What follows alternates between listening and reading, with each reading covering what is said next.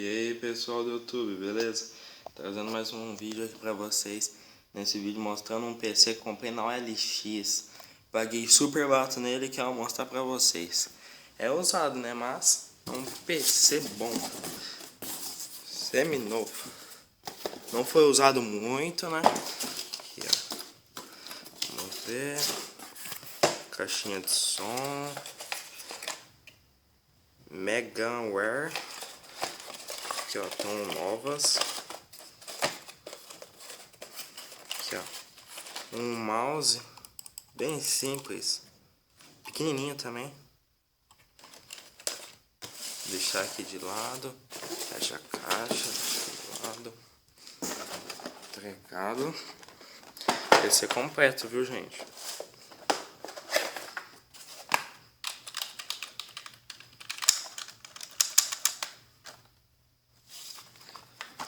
Mecânico.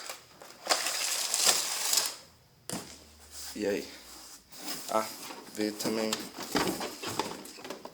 tela Samsung pegando.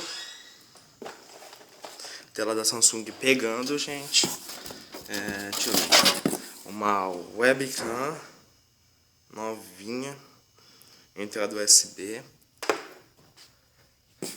Vamos ver o que mais. A partezinha de trás do webcam. O apoio da tela da Samsung. E acho que é só. E o PC, né? Aí tá difícil com uma mão.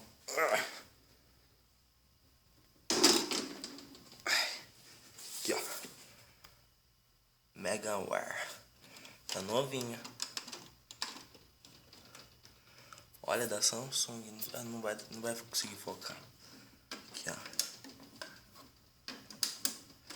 Bem bonito mesmo. Que a câmera é um lixo, não dá pra ver nada.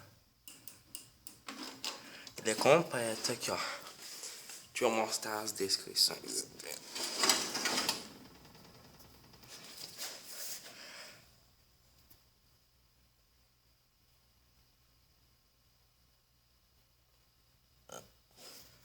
Ai, PC completinho. Agora eu vou montar a tela para ver, para mostrar ela pegando para vocês. Já volto. Ó, já montei ela aqui no pezinho. Ó, estabilizador era meu já. Vamos ver. Aí. Vamos esperar ligar agora. Não, desliguei. Aí. Aí tá pegando. Só não vou montar o PC agora aqui, que tá uma bagunça, gente. Mas então, era isso que eu queria mostrar pra vocês.